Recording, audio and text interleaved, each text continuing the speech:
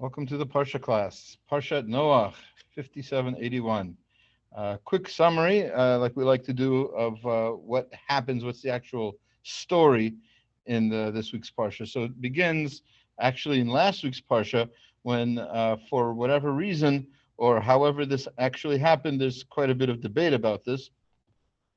The Talmud in Sanhedrin gives 4 reasons why the world deserved to be destroyed, but for whatever reason, people denigrated to a low level, and to the point where Hashem decided to destroy the world. And of all things, He decided to destroy it with a flood. Let's meet some people. Oh, there. Thank you for doing that. So to make a long story short, a particular person was very righteous, at least in his generation. We will discuss that in more detail in just a few moments. But his name was Noach. He had 3 sons, a wife, and 3 daughters-in-law. And the 8 of them were the only humans who were saved. Noach built a teiva, a sort of boat. I say a sort of boat because it doesn't really fit the normal descriptions of a boat. It was flat on the bottom. It didn't cut through the water as Rav Hirsch points out. It was flat so that it would float on top of the water, and it had like a peak on the top. And in that way, they survived the flood. They, and along with all the species of animals, kosher and non-kosher, male and female. And after the flood, they propagated the earth, and not long after, the people sinned again by creating a tower. And instead of being destroyed, Hashem is good on His word, where He said He would not destroy the world again, and instead He basically splits up all the people. He segregates them in such a way that they're no longer together. So a lot of questions on the parsha, and it's chock full of very interesting information. And what I'd like to do is I'd like to focus on just a few things, mostly dealing with Noach, and then towards the end we'll have 2 points on the Tower of Babel story, or the Dor HaFlaga, or Dor HaPalaga, whichever way you pronounce it. So with no further ado, let's get into the itty bitty details. Let's share my screen. For those of you on Zoom who are watching this, you could see. Oh, I don't need that anymore. Well, I don't know how to close that. Don't need to close it. Okay, so let's get into the sources. I also sent them to you by email. So Young Israel, San Diego, YISD 0102. That's Bereshit, Parshat Noach, 5781. All right, so we're going to begin towards the beginning. The second verse, actually the first verse, it says, Eila toldot Noach. Noach ish tzaddik tamim haya b'duratav et Elokim hithalech Noach. So this is the toldot. So toldot is usually translated as generations, the lineage, the story, whatever it is. This is the story of Noach, and immediately it says his name again, Noach. There's a lot of questions about that, but we're not dealing with that today. Noach ish tzaddik. He was a righteous person. Tamim haya b'doratav. He was pure or blameless in his generation. Et Elokim hithalech Noach. And Noach walked with Elokim, one of the names of Hashem. Not walked after Hashem, not followed after him, walked with him. It's a significant difference in wording. But again, we're not going to deal with that today. But we will deal with the famous question, and again, one of my points, one of the things I'd like to emphasize in these Parsha classes is that, first of all, obviously, very little of this comes from me. This is all Torah from Chazal, from the sages and Mefarshim, from generations last 2,000 years or so. And one of the great commentators, probably as he's called by Ramban, the Bechor, the firstborn of all commentators, is Rashi. And as I mentioned last week, Rashi is often very undervalued. He's seen as he himself said that his commentary is supposed to be a pashut pshat, a simple explanation. Very often, as the commentaries on Rashi point out, the Bali Tosfot, the Gur Aryeh, and others, what they point out is that he's not so pashut. He's not so simple. There's a lot of depth in Rashi, and we'll point out, I think at least a couple of times today. Yeah, I think a couple of times today. I plan on pointing out some of, in fact, the first two commentaries today. I'd like to point out some of the brilliance of Rashi. So Rashi says, famous question. I'm sure you've heard of this one before. It's a very strange phrase. What we're saying Noach. It was a tzaddik tamim hayab b'dor. He was a tzaddik. He was righteous, and he was tamim, blameless. Rav Hirsch points out that these two terms are a reference to the two different kinds of problems going on in the generation, and whether it has to do with thievery or whether it has to do with just animalistic desires. He was righteous. He did the right thing. In other words, he didn't commit thievery, and he was tamim. He was pure, meaning he didn't engage in these crazy behaviors. So, but either way, it says that he was these things, tzaddik and tamim, b'doratav, in his generations, which sounds like it's a limitation. Like maybe if he lived some other time, as we'll see in Rashi, maybe he wouldn't be so great. He was great then, but nowadays or some other time, maybe not so great. So let's see Rashi. Rashi says, Yesh mirabotenu. So he quotes from the rabbis. Doshim oto l'shevach. So some people say this is a shvach. This is a positive, right? It's a credit to him. Kol shekain ilo haya bedor tzadikim haya tzadik yoter. If he would have been in another generation of a more righteous generation, obviously he was surrounded by evil people. If he would have been in a more righteous generation, he would have been even more righteous. That's what Rashi begins with. V'yesh shedorshim, and there's other rabbis who explain ota b'gnai, that this is actually a discredit to him. Lefi doro hayat tzadik, in his generation, in his awful generation, he was good, right?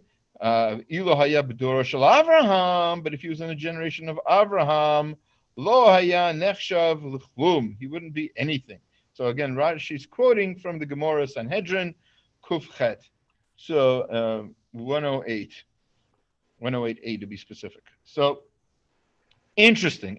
What's interesting about this is that Rashi didn't have to quote both opinions. Who said he had to quote both opinions? He doesn't always.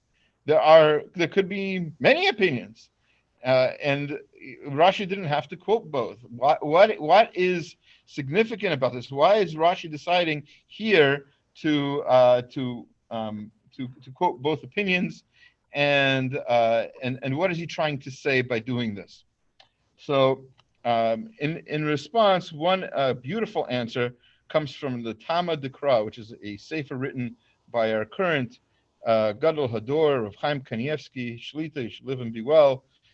He as some of you know, in the last few weeks, he had fallen ill with COVID, but it sounds like he's doing better, and still.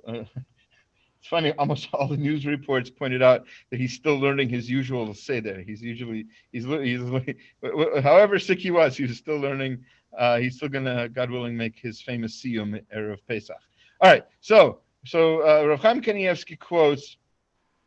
And by the way, this is, as he says in the end, he says, B'Shem Maran Chazon Ish Zatzal. He quotes this. This is a Torah from his uncle, whom he lived with, the Chazon Ish, who passed away in 1957. So I think. He begins by quoting Rashi, as we said, Yesh omrim l'shvach, v'yesh omrim l'ganai. There's some people who say that this is good for Noach to be noted as a tzaddik b'dorotav, and other people say that it's a discredit to him to be considered a tzaddik only in his generation. So he begins, Yesh lomar the lo plike.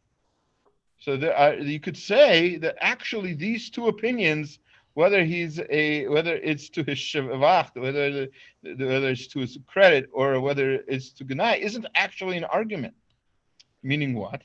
The bavadai ha'adam mushva harbe misriyotav lechein Noach shaya misubav harashayim af shaya tzaddik negdam. So all people are influenced by their surroundings, right? Sorry. So all people are affected by their surroundings, and so Noach should have been influenced by his surroundings, and he was surrounded by Rishayim, by evil people, right? He was living in the pit of sin in a terrible generation. Aval ilu haya b'masav ilu b'mei Avraham. But if you would have lived in Avraham's generation, lo haya nechshav l'klum, he wouldn't be anything. What does that mean? Aval be'emet ilu haya b'mei Avraham. If you lived in the time of Avraham, b'vadai haya harba yoter.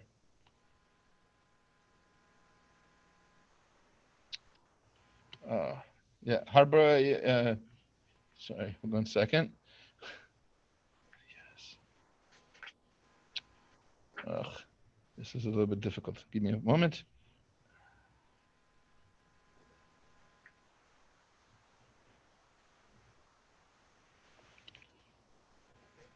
Sorry. All right. Okay. So I apologize. So if he would have lived in Abraham's generation, he would have been influenced of Emet Ilu Haya B'mei Abraham B'vada Hu Harba Yoter Tzaddik. He would have been a greater tzaddik. Kivan Shaya B'Sivot Tzaddik. He would have been around a tzaddik. He would have been around Abraham. Happens to be, by the way, if you do the math, he actually lived his last 40 years of life were still in the time Abraham. Sorry. Take that back. Abraham was born within Noach's lifetime, so they actually did live in the same time frame for at least 40 years. But aside, let's put that to the side for now. So if he would have been in Abraham's generation, he would have been influenced by a tzaddik. Abraham, but it means that if he lived in the time of Abraham, tzaddik, he would have been around a tzaddik. Nimsa delo plige. There's no real difference in whether it's for his credit or discredit. The mitziut is the same. In other words, he was a great man who was surrounded by evil people, so he didn't have good influences. Had he been around in the time of good people like Abraham, he would have been influenced by greater people. He would have been even the greater tzaddik. Both are actually true. It's actually to his credit and to his discredit. In his time, because it's a discredit to his time, his generation is a ganai, right? But had he been alive in a time of a tzaddik, he would have been more influenced. It would have been a greater tzaddik. That's how Rav Chaim Kanievsky understands this Rashi. So Rashi is quoting both opinions for a very powerful reason. It's not just that there happened to be two opinions. There could have been 30 opinions. And Rashi decides he's an editor par excellence. He chooses very carefully what he quotes, what he doesn't quote, when he says he knows something, when he doesn't. So by doing this, Rashi is giving us the full spectrum of how great Noach really is. Okay, so we're going to skip 5 psukim to Perek Vav still, pasuk Tet Zayin 6:16. So Hashem is giving Noach instructions on how to build the teiva. Very important instructions. This is how big it's going to be. This is how wide, how tall, how many rooms, or not how many rooms actually, but how many floors. And then a very interesting instruction. It says, Sohar taseh la teiva, A tzohar you should make in the teiva, which Sefaria translate as an opening. But as we'll see, Rashi has a difference of opinion of what the tzohar was. Tzohar taseh lateva. Make a tzohar for the teva. Vel ema techlena limalmala v'petach lateva b'tzida tasim tachtim shnayim shloshim taseha. Make an opening for again. We don't know what a tzohar is. Make a tzohar for daylight in the ark. Make a cubit on top. Put the entrance of the ark in the side. Make a bottom, a second floor, and third floor. So giving detailed instructions, a blueprint for how to make a teiva. So what's a tzohar? So Rashi gives two opinions. And again, we're going to ask the famous question, why is Rashi giving two opinions? Same question, different context. All right, so Rashi says it's tzohar. So he says, chalon, yesh omrim chalon. There are those who say it was a window. That could bring light. That's great.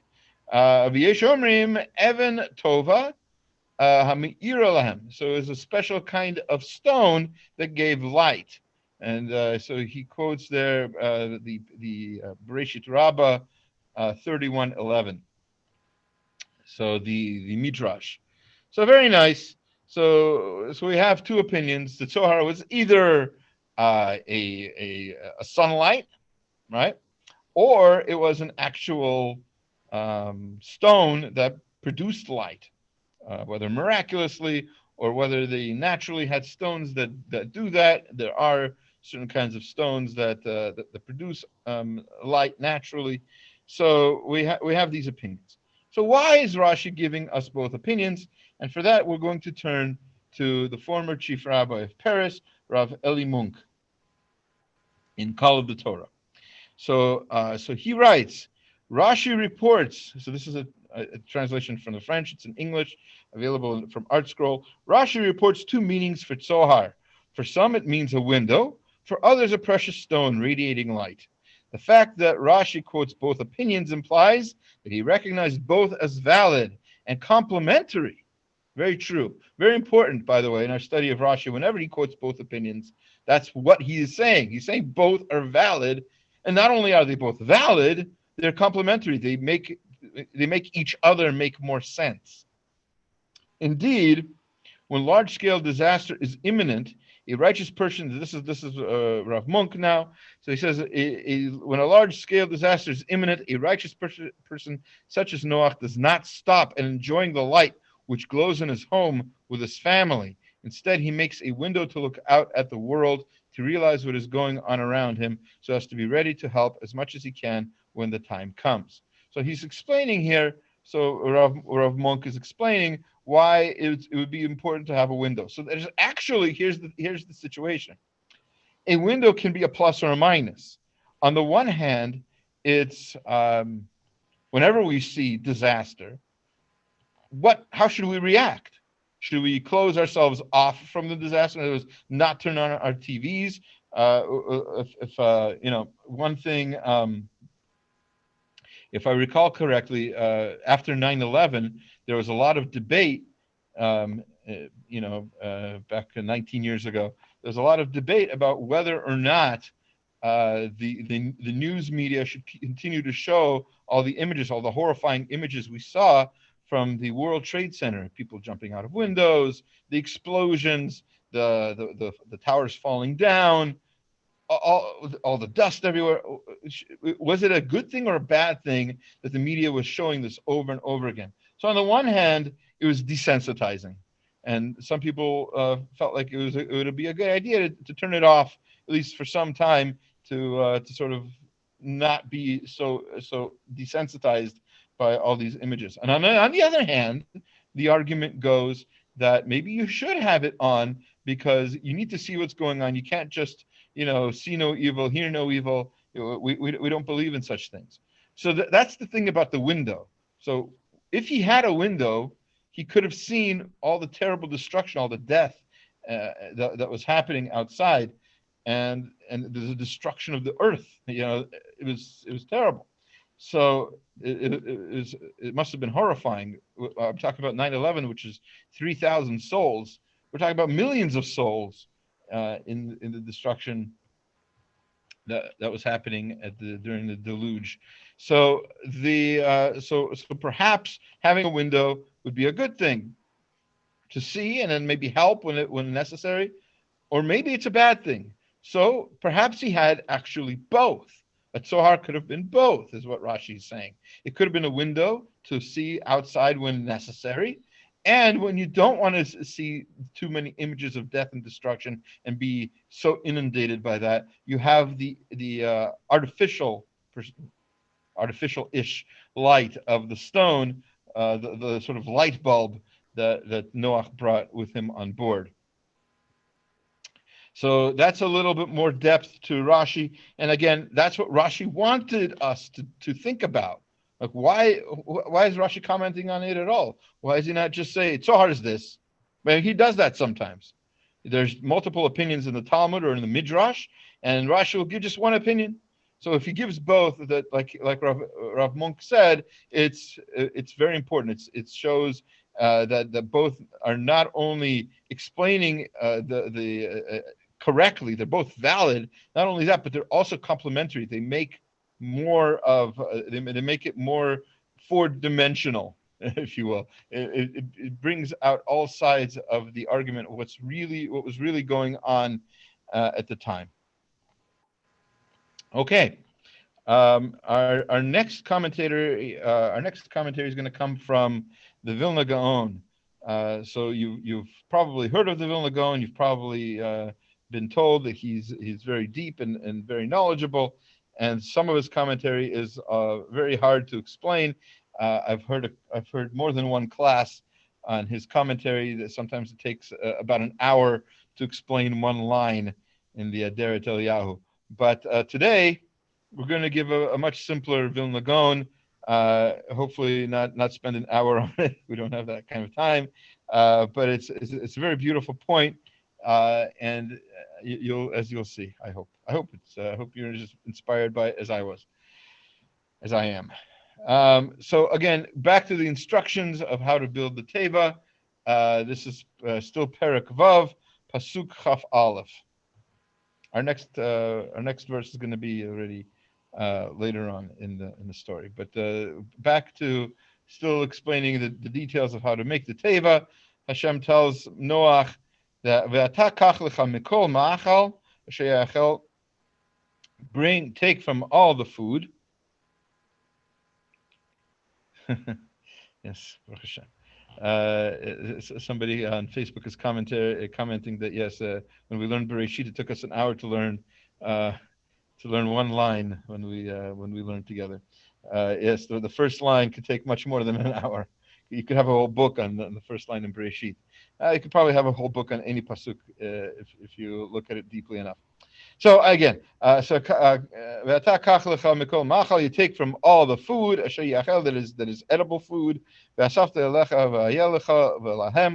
you're supposed to take it for you and for them. In other words, for the animals. So this is with the command that Noach had to bring food onto the ark, onto the teiva, for the animals. The obvious question is, and I'll even make it a little more deeper. The Ramban at one point asks, why go through this rigmarole? Why build a teiva at all? Why does it take time? Well, he doesn't ask this, but Shimon Schwab asks us, why does it take time for the earth to dry up? In other words, Hashem created a miracle. As we're going to see, the whole teiva experience must have been a miracle. You can't fit the San Diego Zoo. Never mind all the animals in the world that existed then that didn't become extinct between then and now, right? In pairs, and then the kosher animals in multiples of 7. Right? You can't fit all of that into a teiva, onto one floor of the teiva, right? It's not the right environment for them to live. It's not enough breath for them to breathe. Why go through all of this? So there are a number of answers, but the main answer is, as we've said in other contexts, that Hashem wants us to do our part, and then He does the rest. In other words, He had to command Noach to do something. He had to command Noach to build a teiva, so that Noach would be a participant in this mitzvah, so that he would do a mitzvah that would earn him some sort of reward. In fact, as is said over and over again, Noach did everything he was supposed to do, and when push comes to shove, so I'll read to you really quick from Rav Hirsch. Indeed, the few boards of the ark were not strong enough to save its passengers, were not the true means of salvation. Otherwise, others too could have saved themselves in this manner. It appears that Noach was commanded to build an ark only because Ein Somchim Ala Nes, as it says in the Gemara in Pesachim. We don't rely on miracles. One is always obligated to do his part, but God's special protection was required to save those who entered the ark, and that's why Noach was granted a brit, a promise from Hashem. That promise is what protected him, not the ark. So why did he build the ark? Why did it take time for the earth to dry? Hashem could have not even had to snap his fingers. He could have just made it dry up. He could have just made a bubble around Noach and his family for them to survive. Why go through all this? So again, it was for him to do his part. But in all of this, we need to try to learn things. Obviously, these psukim go into some detail for us to learn certain details. So the question the Vilna Gaon asks is, how did Noach bring enough food for all the animals? This pasuk tells us how much he was supposed to bring. You're supposed to bring so that you and the animals can eat. How much did he bring? How is that going to be enough? We're talking about a long time, several hundred days on the teiva. How is that going to be? How much food did he bring? How much food is in the zoo for the animals, for each animal? A daily dose wouldn't fit onto the teiva. So and the bottom floor of the teiva was just for the trash, for the basura. So it was only the trash that went in the bottom floor of the teiva. So the animals and the humans lived on the first two floors, and that's where they had their food. That's where it was all stored. How is that possible? So how is that enough? And why does it say? It's a strange phrase, I on purpose translated it a little bit awkwardly. Mikol machel asher yachel, from all the food that can be eaten. Do you know any food that can't be eaten? Machal asher yachel, mikol machal, from all the foods, asher yachel, that is food. From the word ochel is in both those, is a shorish of both those words, machal and yachel. So what is going on here? So says the Vilna Gaon in Kol Yahu. He quotes the pasuk ata kach lecha mikol machal asher yachel v'asafta lecha lecha leachla. Yesh lomar. There are those who say the hakavana shetzave lo Hakadosh Baruch Hu, that Hashem commanded him the hachin kibetza l'sudat adam. That he brought each one, and he brought especially for humans, a kibetza, which is an egg's amount of food, which is, according to the Talmud, the very, very basic, very smallest amount that could satisfy a person in a meal. Obviously, an egg is not usually enough to satisfy. I don't know if it's an average. I've never done a study, but from most people that I've cooked for, they require at least 2 eggs, and they usually eat it with something else. So 1 egg is not usually enough. We can't be talking about ostrich eggs; they're not kosher. So, Kamosha Darshu Rizal, as the Torah, as the rabbis say, B'Torah Kohanim, Pasha Shmini, and Pasha Shmini, it says there, Mesachta Yuma, and from the Gemara in Yuma, L'chein Kol Habriut Shiur B'Liyaten B'Suda. So all creatures have a certain amount that is the minimum that would satisfy them for a meal. So in other words, That phrase, asher yachel, kol machal asher yachel, that phrase is used elsewhere. It's used in Perek Shmini, and in Perek Shmini is where the rabbis explain that means a kibetza, a small amount, but that's what that phrase means. So that's why that phrase is here. In other words, yes, wild hungry animals.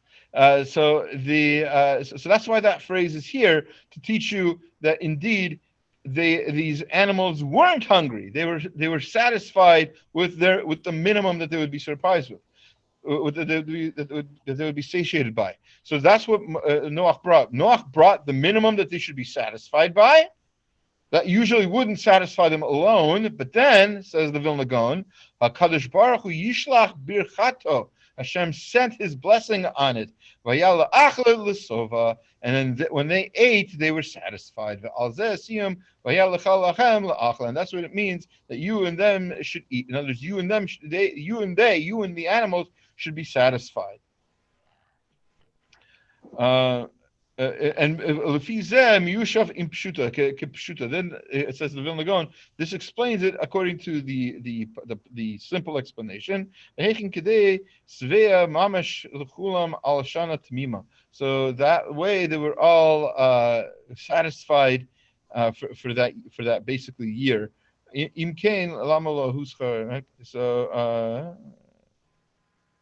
Right. So that's why. Again, so that's so the Gemara in Yuma again tells us that that's how much can be eaten in basically one swallow. One mouthful is the minimum of a meal, and what Hashem did, He sent His blessing and He sent His bracha on it, so that this small amount was indeed satisfactory for the animals and the people. And with that, I'm going to pause really quick here, stop sharing the screen to see if there's any questions from anybody. We have a lot of people in the class. Baruch Hashem. So again, is everything clear so far? Is my voice hearable? Is the text legible? All right. All right. So I guess that's good. So let's, if there's no questions, we'll go back to sharing the screen, and we'll continue. So those are the instructions some of the instructions anyway, that Hashem gave Noach in building the teiva. So then the flood happens, and there's a lot of details in the flood, and I hope in future years to learn that in more detail with you. But we have how long the flood was and where the waters came from, a lot of interesting details. And in fact, the reaction of the people, the Talmud and the Midrash says that they wanted to kill Noach, destroy the teiva, for whatever reason, which hopefully we'll get into in a future year. But then everybody died, and they died. By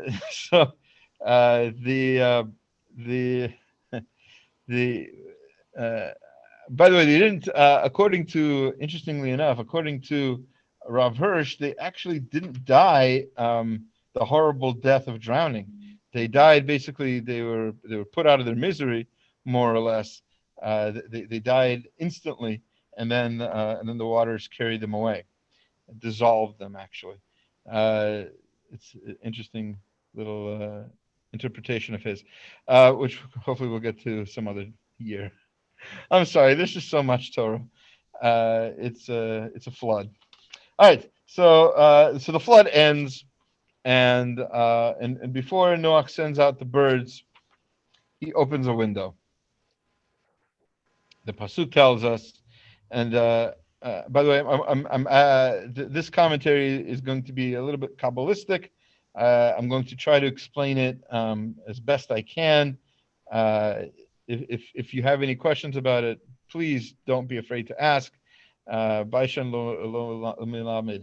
somebody who's embarrassed to ask questions doesn't learn Torah. So we need to, if you're confused by anything I've said, don't be afraid to ask. He opens the way. He hamabel arbaim yom al haaretz. The flood was 40 days on the earth. V'yirbu hamayim. The waters increased. Usu'u et hateva v'terem mi al haaretz, and raised the ark so that it rose above the earth. Yeah, that's the wrong pasuk. That's the wrong pasuk. Right. So, and then, sorry, the next pasuk, one second. I'm sorry. It's very unprofessional. Um, it's a good thing I have a pasuk. Um,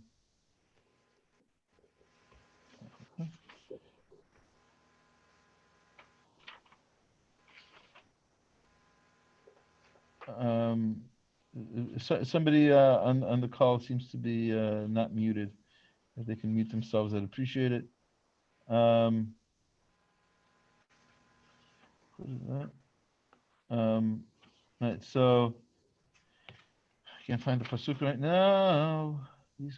No. Okay.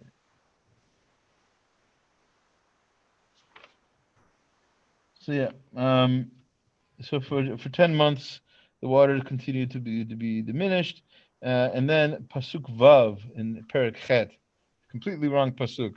So Chet vav, so 8:6. Um, the pasuk says that Vayhi miketz arba'im yom, and after 40 days, v'yiftach Noach et chalon. Noach opened his window, hateva asher asa, from the window of the teiva that he made. By the way, here it says chalon, not sohar, right? So there was indeed a window, that's for sure. Whether it brought light or not it seems to be a different issue. But anyway, after 40 days of the water subsiding and the rain was over, after 40 days, Noach opened the window. Open the window.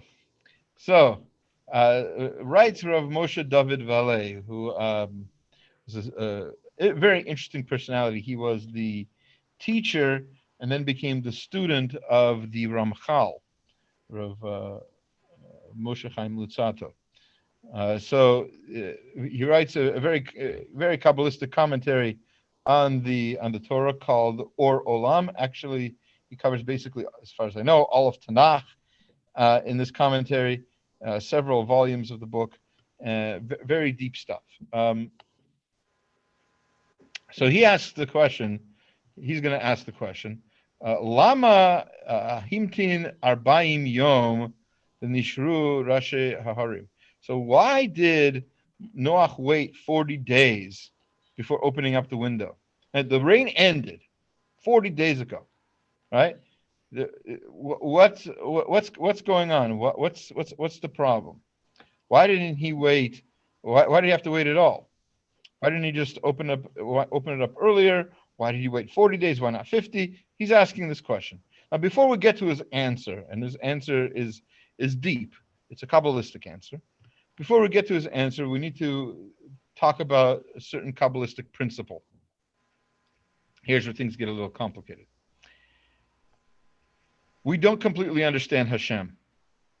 H-Shem is beyond our imagination. But what we can try to understand is his actions. What does Hashem do? How do we perceive what Hashem does?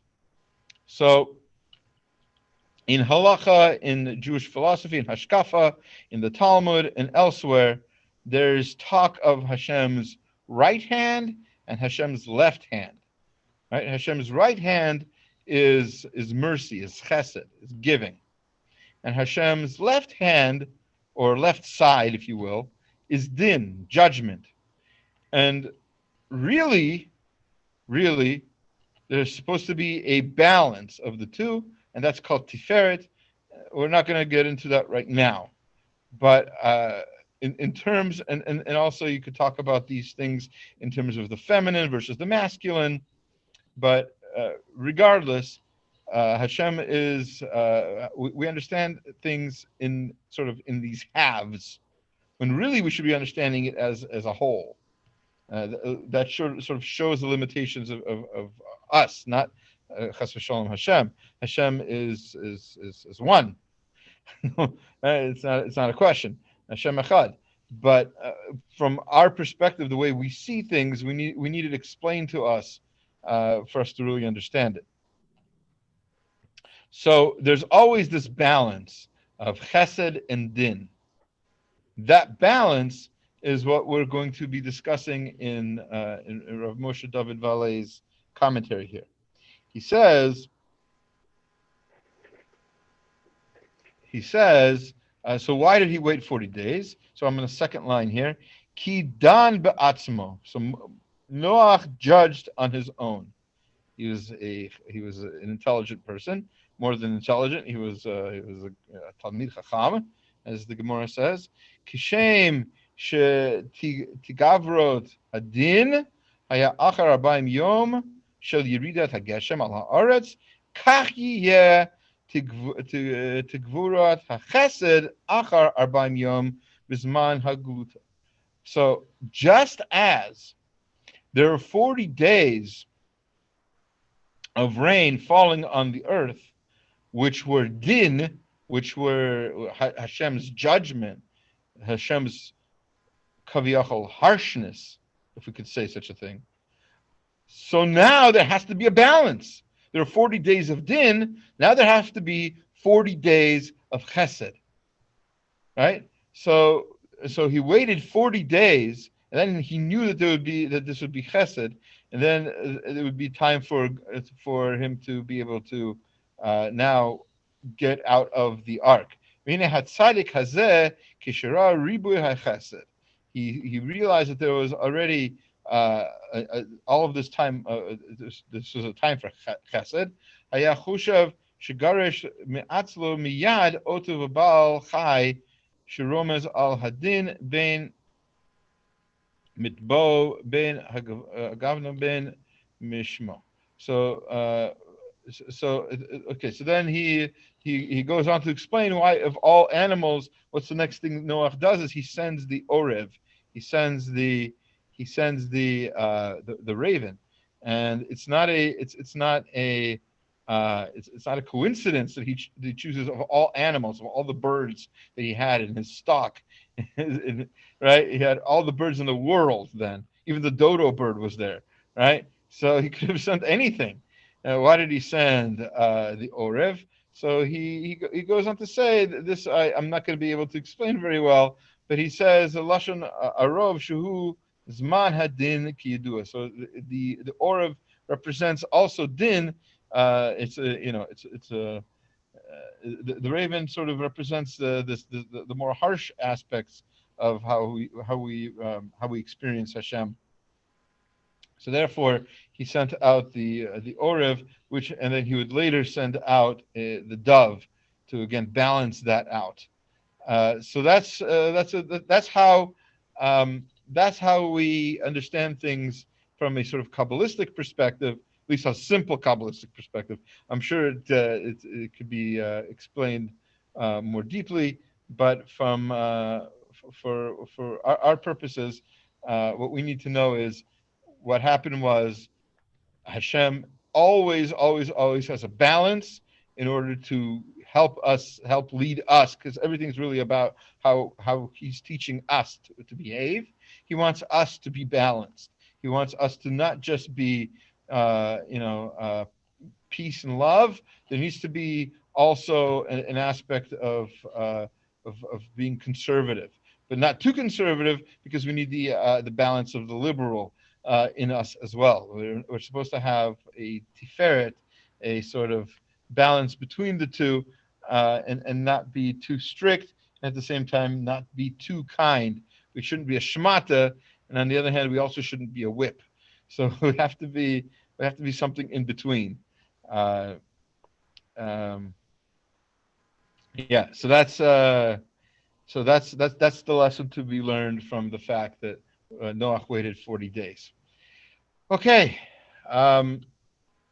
we have about 15 minutes left, and we have two more psukim that I'd like to learn with you, and both of these deal with the dor haplaga, the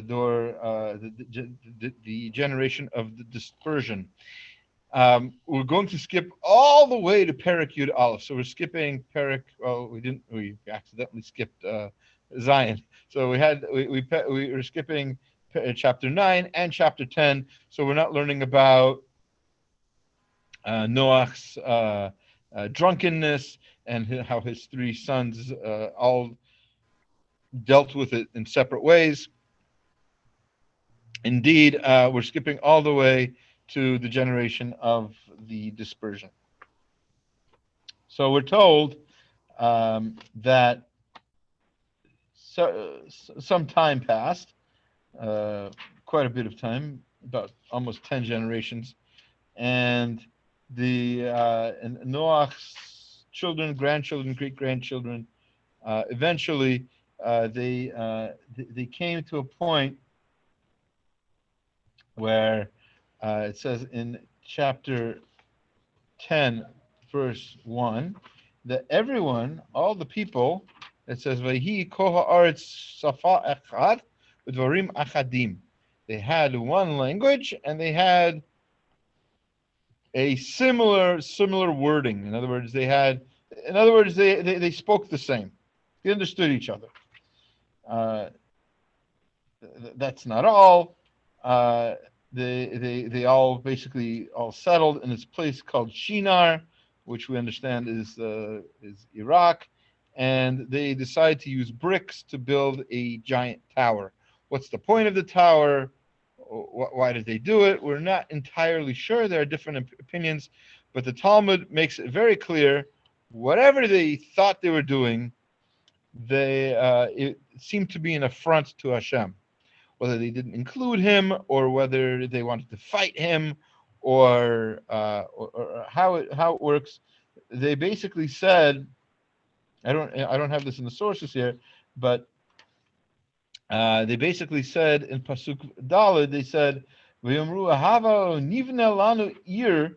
Let's make a city, umigdal, in a tower, v'rosho b'shamayim, and its top should be in the heavens.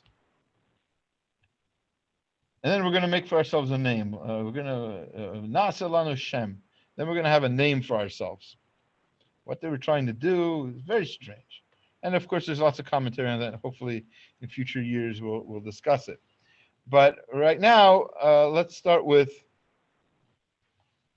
why is it important that they had the same language? Okay, we're going to have.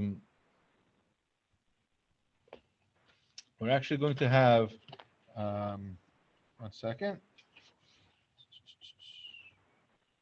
Yeah, we're going to actually have different commentaries on this, different perspectives from two different brilliant Mefarshim. So we're going to start with Rav Shimon Schwab in Mayan Beit HaSho'eva. So we're on the first line here. So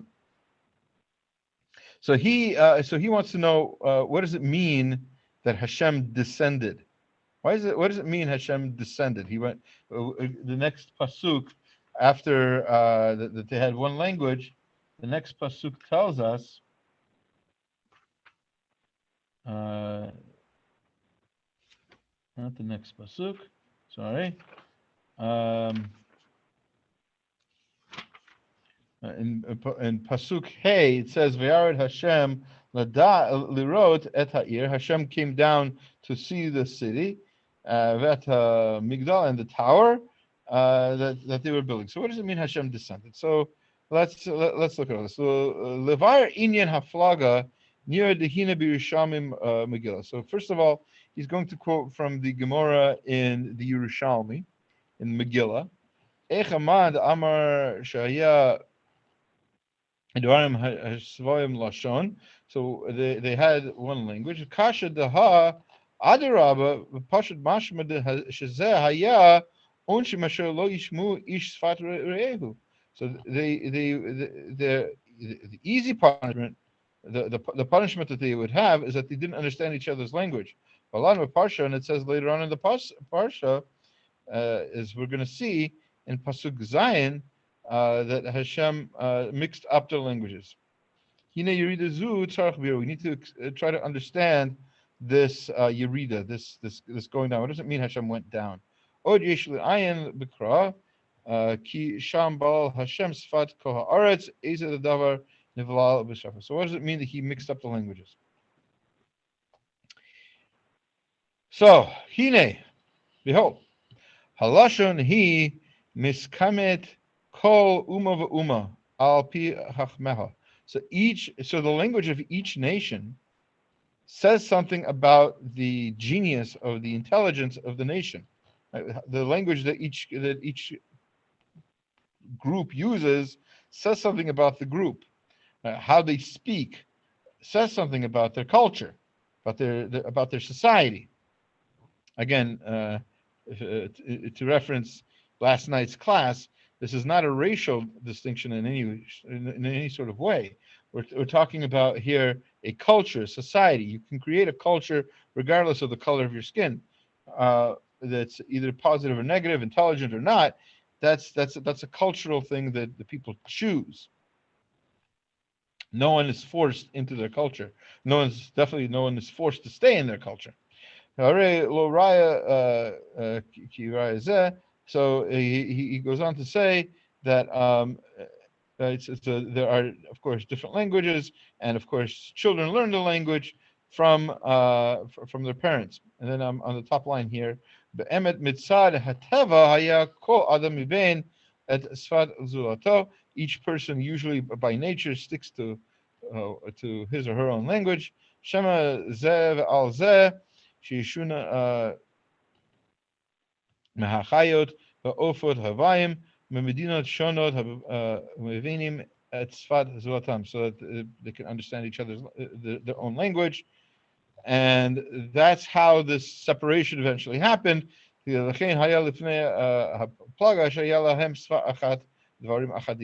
all had, before this separation, they all had one language. And language unifies people. There's no barrier to communication when you have the same language as the person you're talking to. You can understand each other, or try to, if you take the time, you can always explain yourselves to each other. However, right? So I'll just skip a few parts. V'gam achar haplaga nishara dugma lezeh b'chachmat ha-negina, like music. So it's after this that such things as music had to be created, and each country would have its own culture and its own language. Why? Because they didn't anymore have the same language anymore. Now there was a barrier. When Hashem went down, whatever that means, hopefully talk about it some other time, what he did was he destroyed the unity. Why? Because unity is not always good. When you have, like they had, a negative cause, a negative thing that they were going to do, whatever it was that they were going to do by creating this tower, it was somehow seen as a negative by Hashem, whose opinion we trust.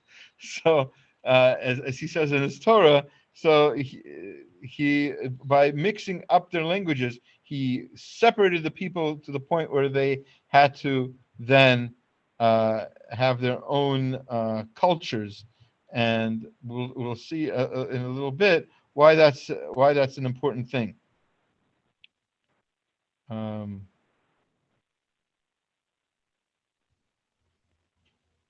Right, so he says here, "Kedei levatel achdutam shel kfira." So he separated them from their common cause of kfira, of heresy. Be'ikar chutzrach sheyasig v'yargish v'yikor kol echad ve'echad shehu tzarich l'siyato d'shmaya. So he explains this according to his understanding. V'achdud hamin Ansho lo timale makom ve'emuna hasagachto shel HaKadosh Baruch Hu v'yomer Hashem. So let's just skip to the bottom here. So Hashem mixed up their languages so they wouldn't understand what each one is saying, and that would actually split them up and create these multiple cultures. Yeah. So on that subject, so on a different pasuk though, We have the Beit HaLevi of Soloveitchik. So it says there on the pasuk, "V'yom Hashem hein am echad sfa achat l'kulam mezeh v'chilam la'asot ve'ata lo yibatzer mehem kol asher yazmul asot." So I'm going to mix up their languages so that they will no longer be able to do what they did. So the Beit HaLevi wants to know a question, wants to ask this question.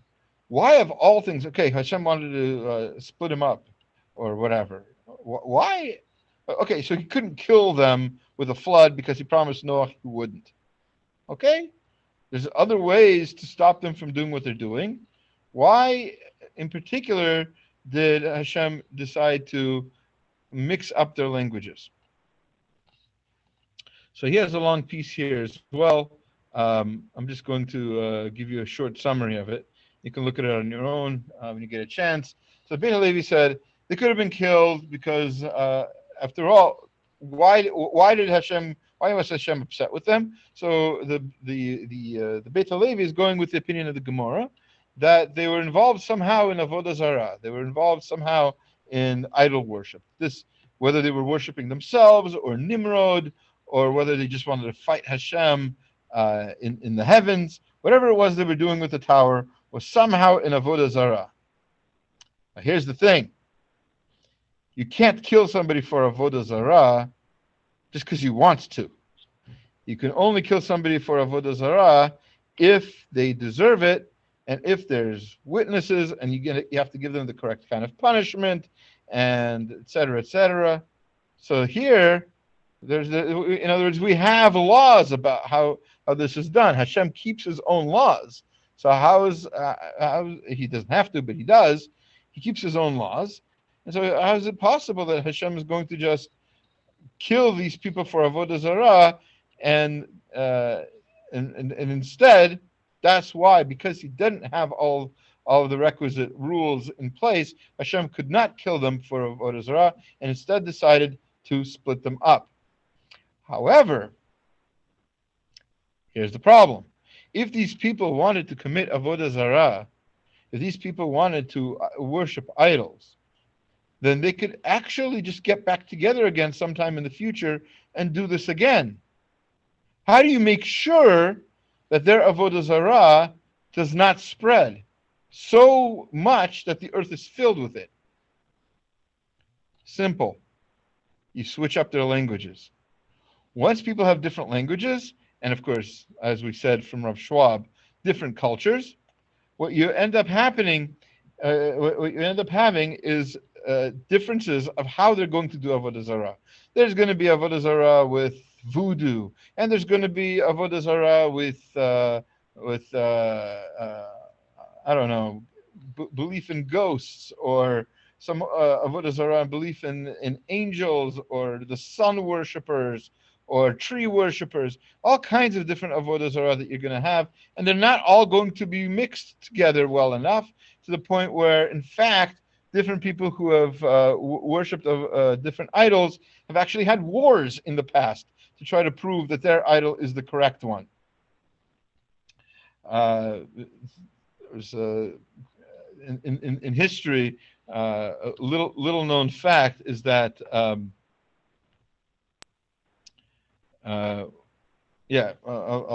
get to I'll get to that some other time. It's an interesting tidbit of history, but we only have a minute left, so we'll share it some other time.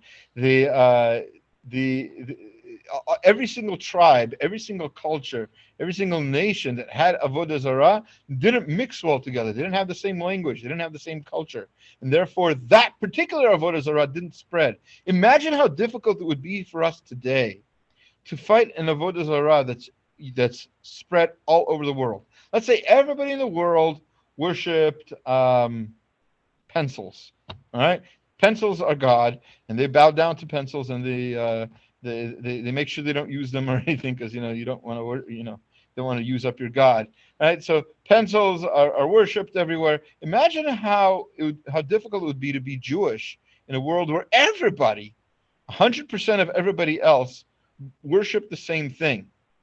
because there's a variance, because there's a variety of different religions, and there's conflict sometimes between them, and these different cultures. Therefore, Judaism can grow and can teach the world to as we're supposed to do, as an or legoyim, can teach the world to come closer to Hashem and to end the insanity that's happening in the world, little by little. So that's how we've been. That's what we've been doing historically, whether it's on our own or with the help of other nations that we've influenced, other cultures that we've influenced. But that's how truth is spread. It would not be able to spread so easily if everybody believed one thing, and then we have to fight that one thing constantly. So that's this beautiful idea from the Beit Halevi. And I think it shows an amazing insight for all of us. And with that, open it up to any questions, and any questions from the Facebook world or here in the Zoom.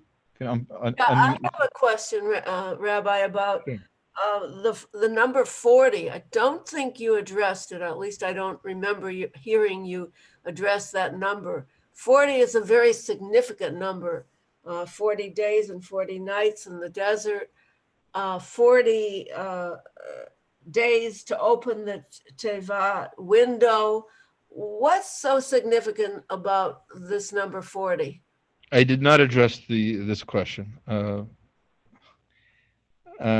Yes. So I did not address the question. There are a number of opinions. One thing that the Maharal writes is that 40 signifies birth. And it takes 40 days, the first 40 days that the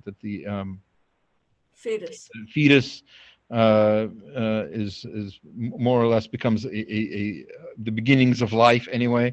I'm not going to get into that controversial topic. But 40 days and 40 nights, like you mentioned, the 40 days between Elul and Yom Kippur. It's a time for rebirth. It's a time for starting over. The flood. One of the explanations to why the flood was why it was a flood and not a fire or some other kind of method of destruction is because water is purifying, like a mikvah, and a mikvah has, by the way, also 40 of water. It's an amount of water that the minimum amount of water that a mikvah has to have. Also 40. The number 40 pops up a lot in this idea of rebirth, regeneration. Thank you. Certainly.